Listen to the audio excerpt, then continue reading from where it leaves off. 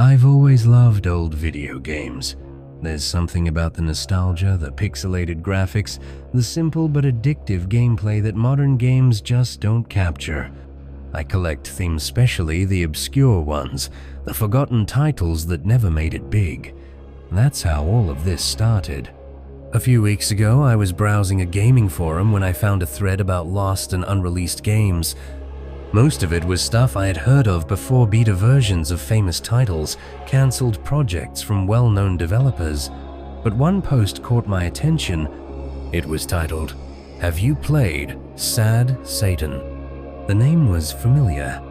I had read about it years ago, a creepy, supposedly cursed game that had surfaced on the dark web before disappearing. Most people believed it was just an urban legend, but the idea of it fascinated me. I clicked the thread. Inside was a single post from a user with a strange random username. No profile picture, no post history. Not the one you've seen, the real one, the one that talks back. Below the message was a link. I hesitated. Every instinct told me to ignore it, but my curiosity was stronger. I clicked.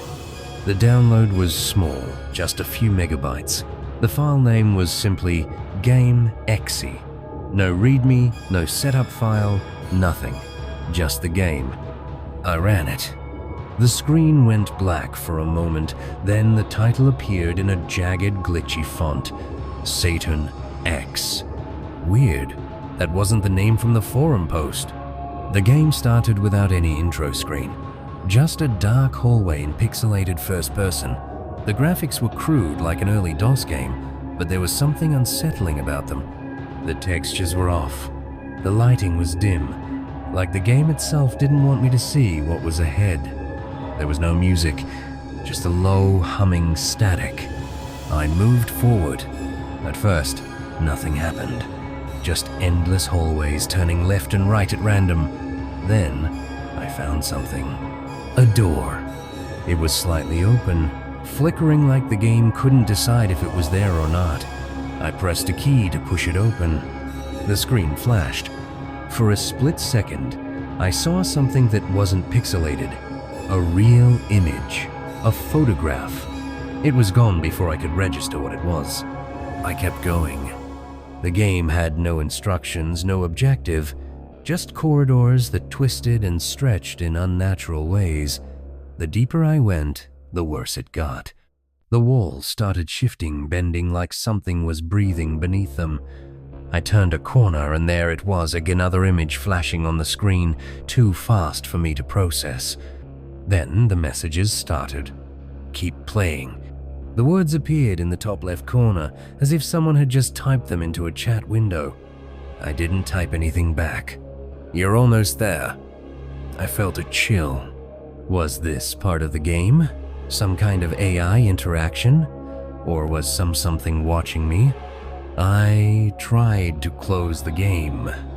Alt-1, F4, nothing. Control-1, Alt-1, delete. Task Manager wouldn't open. The game wouldn't let me leave. I heard something, a distorted whisper through my headphones. I ripped them off, but the sound was still there. It wasn't coming from my computer. It was inside my room. I turned slowly, heart pounding. Nothing. I looked back at the screen. The game had changed.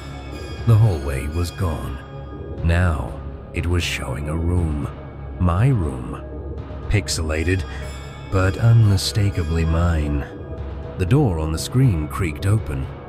I turned to my actual door. It was open. I froze. My door had been closed. I was sure of it. I turned back to the screen. The game showed my pixelated room, but now there was something new. A figure. It stood just beyond the doorway, motionless. Its shape was humanoid, but distorted, like the pixels couldn't quite form it properly. It flickered, shifting in and out of existence, as if the game itself was struggling to render whatever it was. Then, another message appeared in the chat window. I see you. I slammed my laptop shut. My breathing was ragged, my heart pounding so hard I thought it might burst. This wasn't possible. It was just a game. I told myself to calm down. Maybe it was some kind of prank, some creepy game designed to mess with people. But then, a notification sound? I hesitated, then slowly lifted the laptop lid. The game was still running. A new message had appeared. Don't look behind you. I didn't move. I didn't breathe. Every instinct in my body screamed at me to stay still. But I couldn't help myself. I turned. Nothing. Just my empty, dimly lit room. I exhaled shakily, trying to force a laugh, trying to convince myself that this was all in my head. Then my screen glitched. The pixelated figure in the game had moved. It was standing closer, right where I had been sitting. My vision blurred as fear surged through me. I reached for the power button, desperate to shut everything down. But before I could press it, another flash. Another real image? This time, I saw it. It was a picture of me. Not an old picture. Not something pulled from my social media. It was me, sitting in my room, right now, eyes wide, terrified. The image disappeared. My screen went black. Silence. The game had finally shut itself off. I sat there, my hands trembling, sweat dripping down my back. For a moment, I just stared at my reflection in the dark screen, trying to make sense of what had just happened. Then, my laptop turned back on its own. The game reopened. Another message appeared. You can't stop playing. The screen flickered, and the pixelated version of my room reappeared. But this time, the figure was gone. I jumped up, backing away from my desk, my breath coming in short, panicked gasps. A sound echoed through my apartment. Not from the laptop. From my hallway. Footsteps. Slow, deliberate, coming closer. I grabbed my phone, fumbling to call someone, but the screen was frozen. The call wouldn't go through. The footsteps stopped.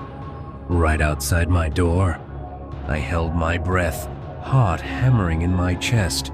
Then, my laptop screen changed. New text appeared. Open the door. Number. No, this wasn't real. I squeezed my eyes shut, willing myself to wake up from this nightmare. Another message. We're waiting. My doorknob turned. I didn't wait to see what happened next. I bolted. Out the window, down the fire escape, running barefoot into the freezing night. I didn't stop running until I was halfway across town, standing under the sickly yellow glow of a street lamp, gasping for air. I didn't go back home that night. I crashed at a friend's place, lying about why I had shown up so late. I didn't check my laptop. I didn't even touch my phone. The next day, when I finally got the courage to return, my apartment was exactly how I left it. Except for one thing. My laptop was open. The game was still running. And the last message was still on the screen. See you soon. I threw the laptop away. I told myself it was over. But last night, I woke up to the sound of my phone buzzing. A notification from an unknown number. One word. Play. Was this story real or just another dark web mystery? Let me know in the comments. If you love creepy stories, don't forget to like this video and subscribe for more terrifying tales. But remember, some games should never be played.